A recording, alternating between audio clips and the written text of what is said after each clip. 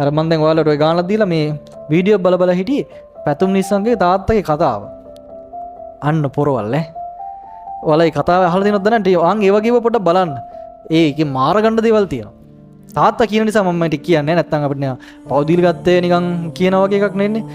තාත්තා කියනවා පැතුම්ට මුල් කාලේ එයා ට්‍රේනින් කරන පටන් ගත්තේ කවද්ද දන්නවද? තාත්තා කෝච් කෙනෙක්.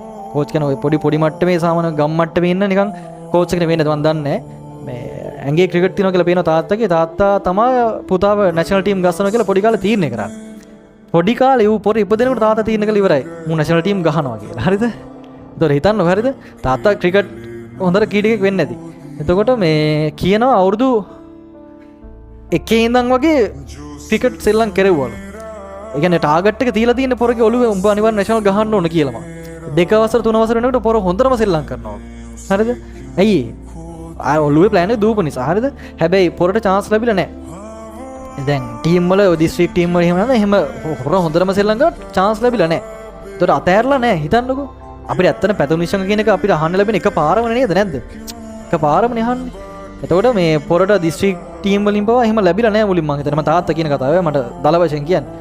ඊට පස්සේ අතාරින්න නැතුව කිව්වලු මේ කොහොම හරි අපි අල්ලා යමු පුතා මේ අපි මේක කොහොම හරි කරමු කියලා අල්ලන්න නැතුව ගිහිල්ලා. අල්ලගෙන අතාරින්න නැතුව ගිහිල්ලා දිගට. ඉන්න තැන කියනවා මේ ඉඳලා තින්නේ පොඩි එක කාමරයලු තිබිලා තියෙනවා. කුප්පි ලාම්පුවක් මම හිතන තිබිලා තියෙන්නේ මේ එක ඇඳේ තමයි අම්මයි තාත්තයි පුතයි තුන්දෙනා ඉඳලා තියෙන්නේ. හරිද? එතකොට එහෙම ලයිෆ් එකක් තිබිලා තින්නේ. උදේ හවා කියන පහන තියන විතරක් හදාගෙන තැනක් තියලා ඔහොම පොඩි තැනක්ලු තියෙන්නේ මේ ඒ ටාගට් එකේ ඉඳලා හැම එක දිගටම ඉඳලා තියෙන්නේ. පොරගේ බලන්න අමුතු නිකන් මොරාල් එකක් තියෙන පිනද හිනාවක්වත් වෙන්නේ නැහනේ. ඒකට හේතුව ඒක. කියන්නේ ඌ කන්න දින හැම කට්ටම කාපු එක. ඒක පේනවා.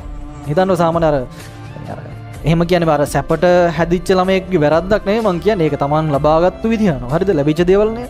හැබැයි පොරගේ අර කට්ට කාපු ගතිය පේනවා මේ මොරාල් එකේ. කොහොමද මේ ඇක්ෂන් එක නේ? කියවන්න ඕන තරම් ඔයාලා මට ඇහෙන්නේ නැහැ. අවසන් මොකද කරන්නේ? නිශ්ශබ්දව තමයි මම පිළිතුරු දෙන්නේ. ඒක කියන්නේ ඒකනේ. ඕන තරම් කියවන්න මට ඇහෙන්නේ නැහැ. නිශ්ශබ්දව තමයි මම පිළිතුරු දෙන්නේ. කාලේ කොච්චර කල්ලන් ඉන්නේ නැද්ද? කොච්චර කටුකන් නැද්ද? කියනවා අඳින්න ඇඳුම තිබිලා නැහැ කියලා කියනවා. දැන් ප්‍රැක්ටිස් කරන්න තියෙන එක ඇඳුමයිලු. සපත් දෙක එක අවුරුද්දක් දැම්මලු. සපත් අපි දාන ක්‍රිකට් ශ්‍රී ලංකාවේ සාමාන්‍යයෙන් ෂූස් දෙකේ වටිනාකම අපි දන්නවනේ. ඒතකොට ෂූස් දෙක කැඩෙනවා, මිදෙනවා. ඕක මහා කර අවුරුද්දක් එකම සපත්තු දානවලු. ඇඳුම දැන් ප්‍රැක්ටිස් කළාට පස්සේ අම්මට හොදන්නත් බැයිලු. ඒක ඇඳුමේ කුණු යවන්න බැයිලු. ඒක මනිත් දවසට අදිනවා. කොහොමද ඒ කාලා දින කට්ට? දැන් අද කොහොමද?